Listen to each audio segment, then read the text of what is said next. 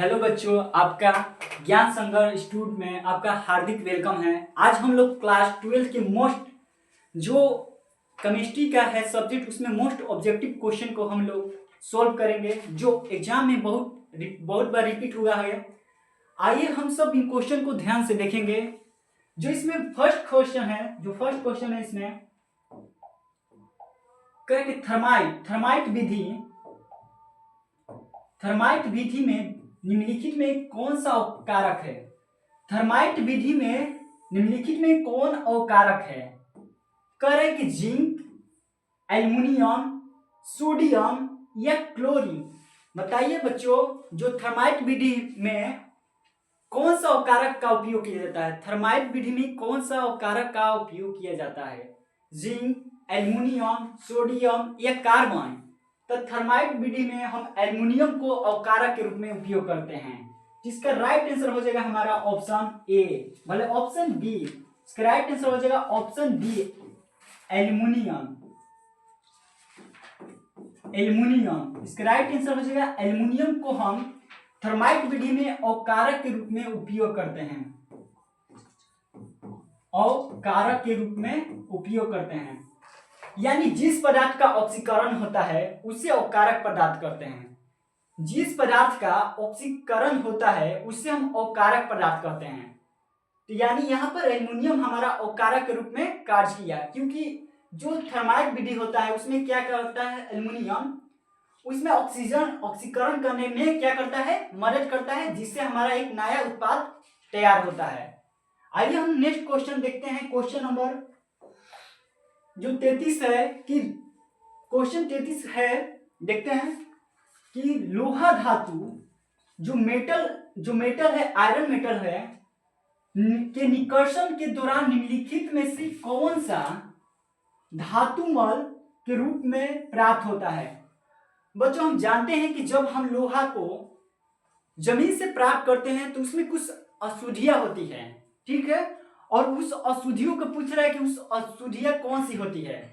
तो अशुद्धियों में कह रहा है कि CO, carbon monoxide, calcium silicon oxide, ferrum silicon oxide, magnesium silicon oxide. बच्चों, जो धातुमल के रूप में वहां पर होता है, जब हम आयरन को निकालते हैं लोहा को जमीन से, तो धातुमल में क्या होता है, तो calcium silicon oxide, option B,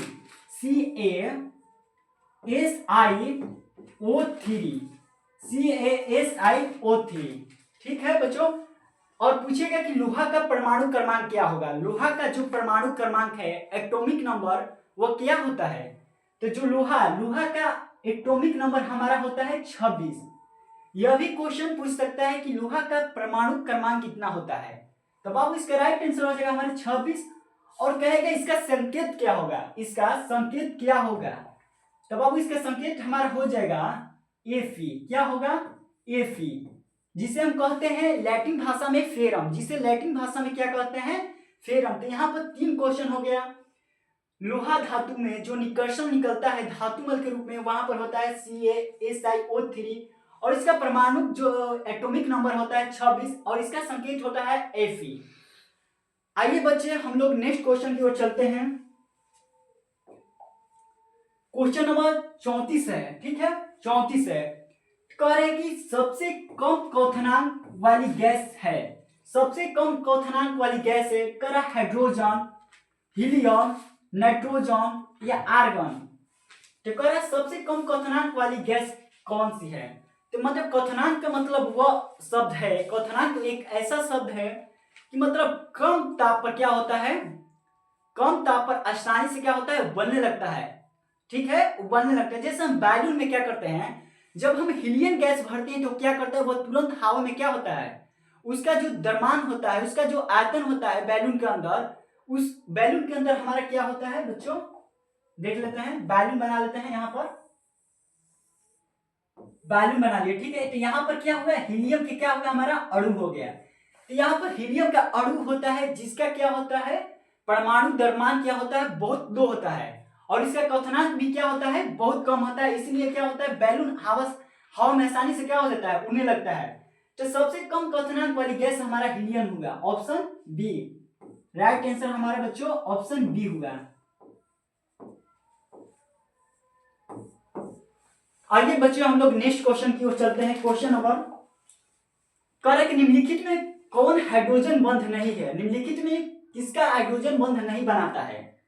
निम्नलिखित में कौन सा हाइड्रोजन बंध नहीं बनाता है? करे कि जल, करे जल यानी water, HF hydrogen fluoride, ammonia NH3 या ACL। तो जो हमारा जो पानी होता है, पानी किससे मिलकर बना होता है? तो पानी हमारा ऑक्सीजन और हाइड्रोजन से मिलकर बना होता है। ऑक्सीजन और हाइड्रोजन से मिलकर बना होता है। और जो HF है किससे बनकर बना है? H और F से मिलकर बना होता है। यहाँ पर भी क्या है? हाइड्रोजन बंध है। यहाँ पर भी क्या है? हाइड्रोजन बंध है। और जो NH3 है, एल्युमिनियम है, भले अमोनिया है, NH3। देखिए बच्चों क्या होता है? नाइट्रोजन का परमाणु संख्या 7 होता है, जिसमें क्या होता है? 7 इलेक्ट्रॉन होते हैं। इसको पूर्ति करते हैं 1 2 3 4 5 6 1 7। तो क्या कह रहा है कि NH3 तो जो नाइट्रोजन होता है परमाणु कितना होता है? हमारा परमाणु संख्या 7 होता है। तो इसकी वाहकता कक्षा में कितने इलेक्ट्रॉन होते हैं? तो इसकी वाहकता कक्षा में कितना होता है? इलेक्ट्रॉन 5।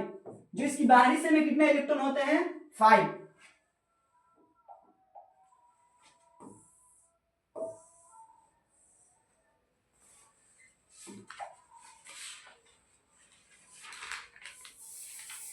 तो बाबू इसके वाहकता कक्षा में कितने इलेक्ट्रॉन होते हैं? तो हमारा इसका राइट आंसर हो जाएगा सोडियम हो गया। यहाँ पर इसकी वाहकता कक्षा में 4 वाहकता कक्षा में कितने? 5 इलेक्ट्रॉन है। तो 5 को हम लोग पूर्ति करते हैं 1 2 3 4 5। और यहाँ पर 3 इलेक्ट्रॉन खाली बच गया। क्या बच गया? यहाँ पर खाली बच गया। तो इसको हम किससे पूर्ति करते हैं? देखिए यहाँ पर क्या है? हाइड्रोजन, 3 हाइड्रोजन बचे हैं। तो तीनों हाइड्रोजन को लेकर क्या कर दिए? यहाँ पर ऐड कर दिए। 1 हाइड्रोजन, 2 हाइड्रोजन और 3 हाइड्रोजन। तो यहाँ पर भी क्या हमारा हाइड्रोजन बंध है। यहाँ पर भी हाइड्रोजन बंध है, यहाँ पर भी हाइड्रोजन बंध है। लेकिन आपको देखने में लगता है कि HCl जो हाइड्रोक्लोरिक अम्ल है, HCl यहाँ पर भी हाइड्रोजन बंध लग रहा है, लेकिन यहाँ पर हाइड्रोजन बंध नहीं होता है। यहाँ पर हमारा हाइड्रोजन बंध नहीं होता है। यह देखने में हाइड्रोजन बंध की तरह है, लेकिन यहाँ पर हाइड्रोजन बंध नहीं होता है। यहाँ पर क्या होता है? वीक फोर्स लगता है। यहाँ पर क्या होता है? हमारा वीक फोर्स होता है। इसलिए इसका राइट आंसर हो जाएगा हमारा ऑप्शन डी। हाइड्रोजन बंध किसमें नहीं होता है? तो HCl। आइए हम लोग नेक्स्ट क्वेश्चन की चलते हैं। कह रहे कि आप इस क्वेश्चन को, बहुत आसान क्वेश्चन है, आप इस क्वेश्चन का आंसर दे सकते हैं। ऑक्सीजन का आप लोग सूत्र बताइए क्या होता है? ऑक्सीजन का जो अणु सूत्र होता है क्या होता है बच्चों? बताइए थोड़ा। तो हम जानते हैं कि ऑक्सीजन का अणु सूत्र क्या होता है? हमारा O2। ऑक्सीजन का क्या होता है अणु सूत्र? O2। ऑक्सीजन का अणु सूत्र क्या होता है बच्चों? O2। और ओजोन का अणु सूत्र क्या होता है बच्चों? तो O3। ऑक्सीजन का अणु सूत्र O2 और ओजोन का अणु सूत्र क्या होता है? O2। तो कह रहा ऑक्सीजन और ओजोन है क्या है? समभारिक है, अपरूप है, या समवायी है, या समस्थानिक है। तो जो ऑक्सीजन और ओजोन है क्या है? हमारा एक प्रकार के क्या है? अपरूप है। ऑक्सीजन का क्या है? अपरूप है। तो इसका राइट आंसर हो जाएगा हमारा ऑप्शन बी, अपरूप। ऑप्शन बी, अपरूप।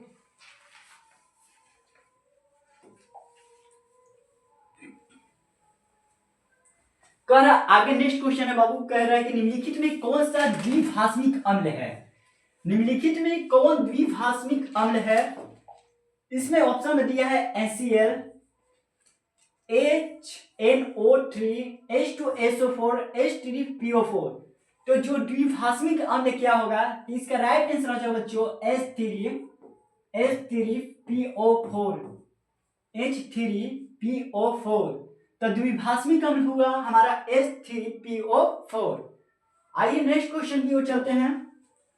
कह रहे कि जो संक्रामक तत्व है, यहां पर थोड़ा गलत है, यहां पर क्या हो जाएगा? संक्रामक। जो संक्रामक तत्व है, जो संक्रामक तत्वों का स्थान आवर्त सारणी में कौन सा होता है? संक्रामक तत्वों का स्थान आवर्त सारणी में कौन सा होता है? तो हम लोग जानते हैं जो डी ब्लॉक है, हम जानते हैं जो डी ब्लॉक है वह संक्रमण तत्व है। कैसा तत्व है? संक्रमण तत्व। तो इसका राइट आंसर हो जाएगा बाबू option D, option B D, option D. वही पूछ देगा, वही पूछेगा कि हमारा जो जिंक है किस ब्लॉक में पाया जाता है। जो जिंक है जो वह किस ब्लॉक में पाया जाता है। जो जिंक है वह किस ब्लॉक में पाया जाता है? तो बताइए बाबू किस ब्लॉक में पाया जाता है? तो वह डी ब्लॉक में पाया जाता है। किस ब्लॉक में? डी ब्लॉक में पाया जाता है। तो इसलिए इसका राइट आंसर हो जाएगा बाबू हमारा ऑप्शन डी, डी ब्लॉक। संक्रमण तत्व जो पाया जाता है डी ब्लॉक में पाया जाता है। आगे नेक्स्ट क्वेश्चन हम लोग देखते हैं। क्वेश्चन नंबर 39 है कि किस निम्नलिखित में से किन तत्वों में F4 कक्षकों में इलेक्ट्रॉन क्रमबद्ध रूप से जो भरता है। F4 जो है कक्षकों में इलेक्ट्रॉन क्रमबद्ध रूप से भरते हैं। संक्रमण तत्व जिसे हम लोग डी ब्लॉक तत्व कहते हैं, डी ब्लॉक एलिमेंट कहते हैं। संक्रमण तत्व जिसे हम लोग डी ब्लॉक एलिमेंट कहते हैं। लेथेनाइट तत्व, एक्टिनोड तत्व या मुद्रा धातु, कोइन एलिमेंट, इसको क्या कहते हैं हम लोग? Coin element. जिससे हमारा जो पैसा बनता है, जो सिक्का बनता है, उससे हम लोग क्या करते हैं? वो किस धातु का बनता है? तो हमारा मुद्रा धातु। तो कह रहे हैं कि जो A4 कक्षक में इलेक्ट्रॉन भरता है वो कौन सा में होता है? तो जो लेथेनाइट होता है वो हमारा 4F कक्षक में भरता है। किस कक्षक में? 4F कक्षक में। और जो एक्टिनॉइड होता है वो 5F कक्षक में भरता है। ठीक है बच्चों, आप क्वेश्चन को देख सकते हैं। आइए हम लोग नेक्स्ट क्वेश्चन की ओर चलते हैं। कह रहा है 40 नंबर क्वेश्चन है कि जो फेरम है, यहाँ पर लोहा का जो सूत्र है, फोरम साइनेट के पावर -3 में Fe का ऑक्सीकरण अवस्था क्या है? तो देखिए यहाँ पर क्या है? Fe। इसको हम क्या मान लेते हैं? Fe पूछ रहा है। तो Fe को हम क्या मान लेते हैं बच्चों? x मान लेते हैं। x के पावर x, और बीच में क्या है? गुणा। ठीक है,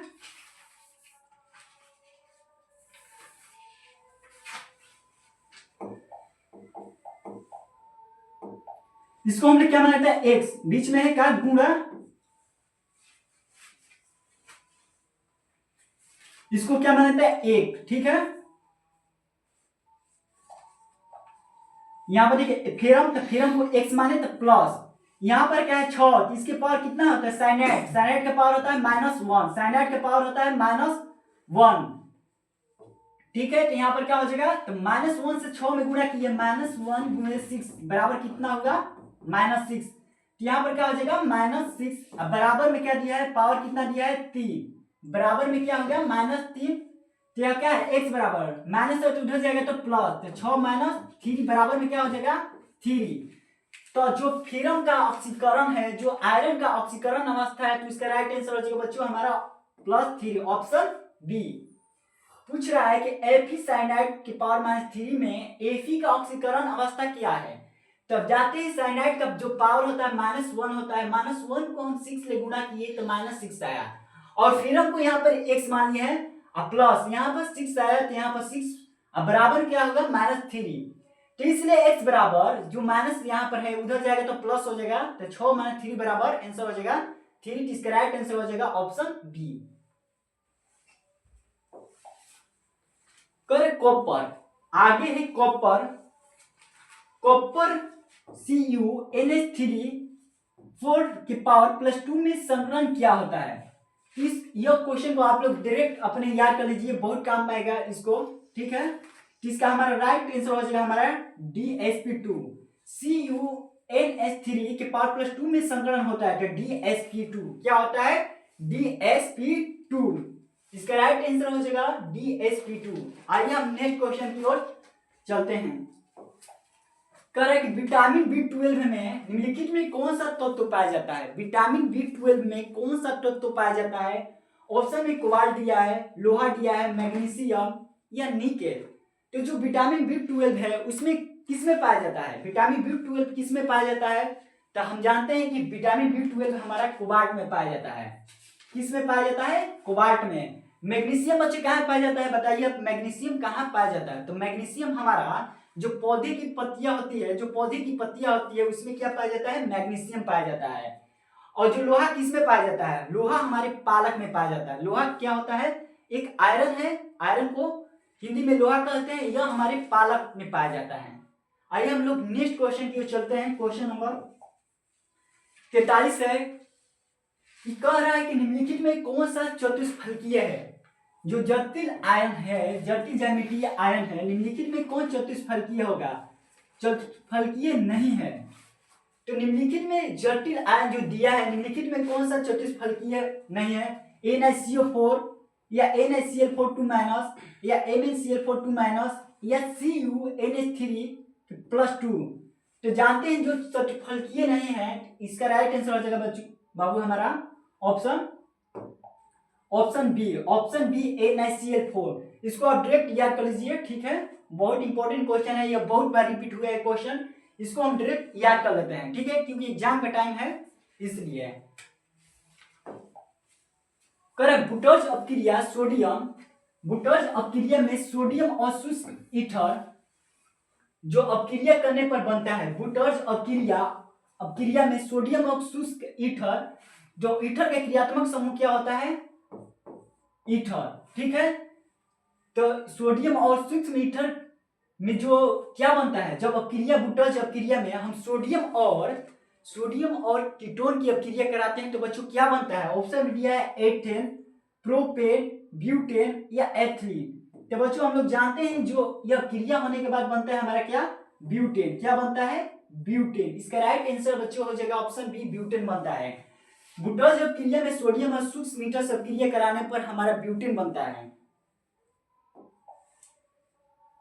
निम्नलिखित में कौन सा निषेचक के रूप में होता है, निषेचक में रूप में होता है, मतलब वो कौन सा ऐसा इसमें है कि जिससे हम लोग क्या करते हैं, जिससे हम लोग मूर्छित हो जाते हैं, क्या हो जाते हैं, मूर्छित हो जाते हैं यानी बेहोश हो जाते हैं। तो वो कौन सा इसमें है, कह रहे हैं कि एथेन है, ब्यूटेन है, क्लोरोफॉर्म है या एसिटिलीन है। तो बच्चों जो जिससे हम लोग क्या हो जाते हैं, मूर्छित हो जाते हैं यानी बेहोश हो जाते हैं, वो कौन सा इसमें, तो इसका राइट आंसर हो जाएगा क्लोरोफॉर्म। इसका राइट आंसर क्लोरोफॉर्म हो जाएगा ऑप्शन सी। कर निम्नलिखित में कौन सा क्लोरल का अणुसूत्र है, निम्नलिखित में कौन सा क्लोरल का अणुसूत्र है, क्लोरल का डायरेक्ट अणुसूत्र कौन सा हो गया, कार्बन टेट्रा फॉर्मल्डिहाइड या ClCl3, CCl3COCH3 या ClCH3CHOH। तो जो क्लोरल का अणुसूत्र होता है वह हमारा होता है ClCl3CHO, क्लोरल का अणुसूत्र CCl3CHO होता है। आइए हम नेक्स्ट क्वेश्चन की ओर चलते हैं। कह रहा है कि जो मिथनॉल है यह किसका सूत्र है, तो मेथनॉल,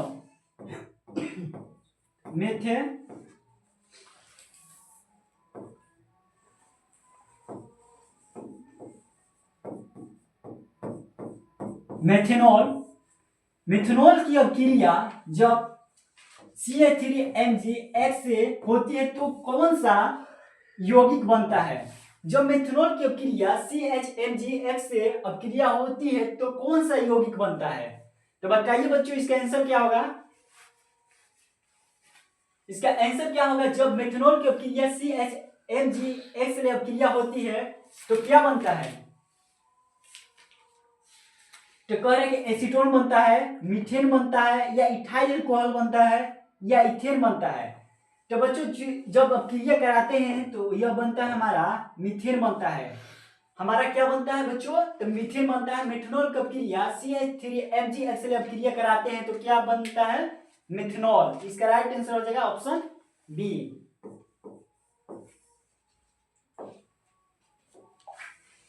कर एल्कोनॉल की समजातीय श्रेणी का समान सूत्र है, एल्किनॉल का समान सूत्र कौन सा होगा, एल्कोहल का समान सूत्र क्या होगा। तो देखते हैं एल्कोहल जैसे मेथनॉल देख लिए CH3OH, यह मेथनॉल होगा हमारा। तो कार्बन एक है, यहाँ पर कार्बन एक है, कार्बन एक, हाइड्रोजन कितना होगा 4 और ऑक्सीजन कितना होगा 1, ठीक है। तो इसमें किसका सूत्र हो जाएगा, देखिए बच्चों मेथनॉल जो एल्कोनॉल है वो किसका सूत्र होगा हमारा, यहाँ पर रख के देखते हैं मान। देखिए बी नंबर इसका राइट आंसर हो जाएगा। मेथनॉल का जो सूत्र है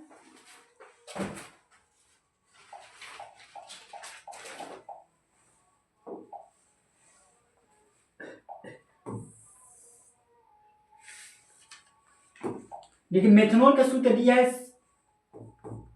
CnH2n+1OH। यहां पर एक कार्बन रख रहे हैं, यहां पर एक कार्बन तो C1H 2 एकम 3 प्लस OH। यह किसका सूत्र हो गया हमारा CH3OH। यह किसका सूत्र हो गया हमारा CH3 मेथनॉल का सूत्र होगा। यानी एल्कोहल का जो समझातीय सामान्य सूत्र होता है CnH2n+1OH होता है। इसका राइट आंसर हो जाएगा ऑप्शन बी। कह रहा है कि एथेनॉल की समन्वयी, एथेनॉल का समन्वयी में से कौन सा है? एथेनॉल का जो समन्वयी कौन सा है? एथेनॉल का समन्वयी कौन सा होगा? बताइए आंसर इसका क्या होगा एथेनॉल का समन्वयी। एथेनॉल का सूत्र होता है बच्चों C2H5OH। एथेनॉल का सूत्र होता है C2H5OH, जिसको क्या लिखते हैं CH3 फिर O और CH3। ठीक है, क्या लिख सकते हैं? देखिए कार्बन 2 है तो 1 2, हाइड्रोजन कितना है 5 एकम 6 तो 3 दूनी 6, ऑक्सीजन कितना है 1। यह क्या बना हमारा मेथनॉल कितना है 1 गो 2 गो तो कितना हुआ तो डाई। 2 रहेगा तो डाई, 3 रहेगा तो ट्राई, 4 रहेगा तो ट्रेटा, 5 रहेगा तो पेंटा। तो कितना मेथनॉल है बच्चों? तो 2 मेथनॉल हुआ तो क्या होगा हमारा डाई। यह क्या है मिथाइल, मीथेन है तो क्या होगा मेथिल। और यह किसका सूत्र है यह, और यह किसका जो है वो किसका क्रियात्मक समूह है तो ईथर का। इसका राइट आंसर हो जाएगा डाई मीथर ईथर, ऑप्शन बी। आज का बच्चों हम लोग का लास्ट क्वेश्चन है कि निम्नलिखित में कौन सा लुकास अभिकर्मक है? निम्नलिखित में कौन सा लुकास अभिकर्मक है? कह रहा कि निर्जल जिंक क्लोराइड एवं सांद्र HCl, निर्जल जिंक क्लोराइड एवं सांद्र HNO3, जलीय जिंक क्लोराइड एवं सांद्र HNO3 या जलीय जिंक क्लोराइड या सांद्र HCl। तो बच्चों जो लुकास अभिकर्मक है वो इनमें से कौन सा है? तो आप लोग इसका आंसर कमेंट में दीजिए। अगर वीडियो अच्छा लगा तो लाइक सब्सक्राइब कमेंट जरूर कीजिए।